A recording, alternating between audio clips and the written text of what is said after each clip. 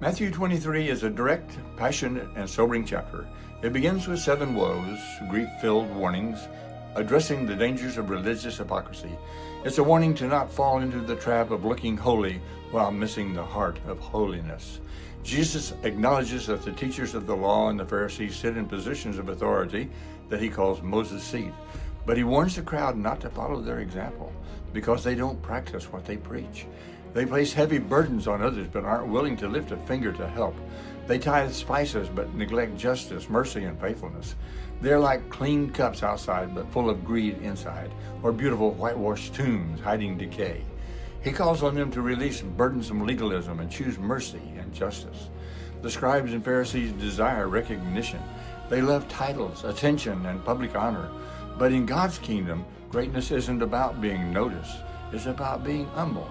Jesus says that the greatest among you will be your servant. That flips our natural instincts upside down. We tend to equate importance with visibility, but Jesus connects it with humility.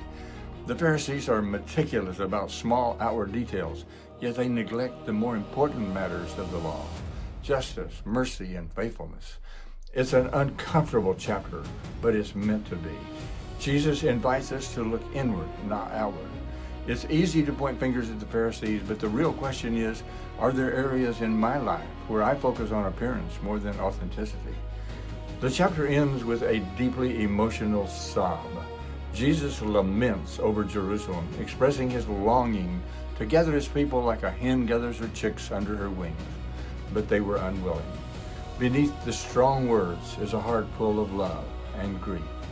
Matthew 23 calls us to examine our motives and to pursue a faith that is real, because God is looking for transformed hearts. It challenges us to choose humility over image, compassion over appearance, and authenticity over applause. And always, always lean into the mercy and nearness of a Savior who hasn't stopped calling us home.